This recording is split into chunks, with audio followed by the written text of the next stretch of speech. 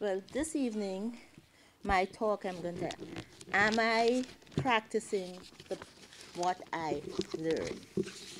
This question is directed to myself because I first have to know the lesson. Before a teacher can teach, he has to know the lesson. And if a teacher doesn't know it, the students will not know it. So first I have to direct this question to myself. Am I practicing the principles as taught by religious science? I have to say to myself, I'm working on it. I'm impressing my consciousness. I'm changing my consciousness. Because, if I come here and we have all this knowledge and we do not use it and we do not apply it, one writer said, it's like a donkey carrying a huge load of books. And what was he doing with it? He doesn't know what to do with it. So we have to use these principles that we learn. You have all the food, and if you do not eat that food, it will not nourish our bodies. And it's the same thing with the science of mind teaching. As we learn this teaching, we have to be willing to apply it to our lives. And by applying these principles, we are changing consciousness. And as we change consciousness, we know that the thoughts and feelings are the ones that bring about the demonstration. So we have to live these principles, live it, know it, believe it. When we go to bed, if somebody were to call you in the middle of the night, you wake up, you have to know it has to leave an indelible mark on our consciousness. If you woke you in the night and say 2 and 2, you have to know 2 and 2 is 4. And when we apply it to any way, that we've got the correct answer. So we have to impress, at least I have to impress that on my consciousness.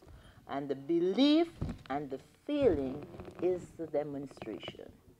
So as I am on a journey of transformation. I have come a long way. So therefore I know it works if you work it. So as I say now, we have to practice. We have to take time because each one, I am my responsibility. You are your responsibility. Because according to Buddha, he says that your greatest enemy is your own self, and your greatest teacher is better than your government, your mother, your father, your teacher, the pastor. Yourself is the greatest teacher to yourself, as well as you can be the greatest enemy. So as we go through life can either be a turmoil or a blessing. It's what we make of it through our conscious use of those truth principles. And I think it's such a wonderful thing to know and to embrace. And I thank God for the science of mind teaching. So, in this list, we are saying how you're expressing this abundant life that we are promised. He came that we may have life when we get into that Christ consciousness of the Father, Son, the Father and the Son. We united with the Father mind. He came that we may have life abundant. And what is the abundant life? The abundant life is one of health and wholeness. And as we think thoughts and we keep our minds stayed on healing and wholeness of in mind, body, and experiences, we are living an abundant life. Then we want abundant life, good relationships with friends and relatives, because a lonely person is a very sad person. Like Christmas, this time of the year, everyone is, the people who are lonely and have no one to turn to, it's a very lonely life. So when we have friends and relatives to support us, that is good relationship. Another thing we want to have a consciousness of prosperity, having a consciousness of prosperity, a consciousness of love, joy, peace, and all these things are abundance life. Then prosperity real cause is being able to get what you want. I don't say prosperity is going out and buy a Rolls Royce. Do you want a Rolls Royce? Do you need it? But it's able to be able to get the things that you need, that you really need. It's not, I mean, just getting the things because the Joneses have done, and you don't even need it. It's being able to get the things that you need and to enjoy. This is prosperity. Prosperity is being able to go out and have a dinner with a friend and so, and enjoy. All that is prosperity. Is the having a prosperity consciousness is the key. It's not having, because there's so many people have money and they wouldn't even spend it, and it's not doing them anything. So we have to have, as Reverend Atkinson always talk about a prosperity consciousness. Then another thing, we think of giving.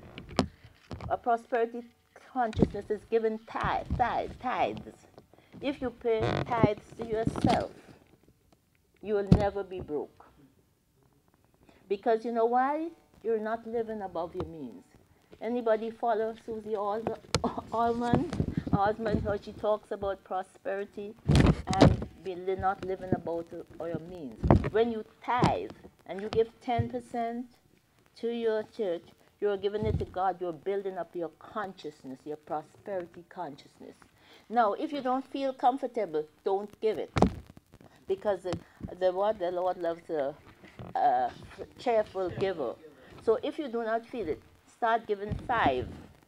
And when you start giving 5, and another secret, pay yourself a 10. What you're giving to God, you're giving to yourself. Put yourself your 10%, and you're living on 80%. That's what they're asking the Americans to do now.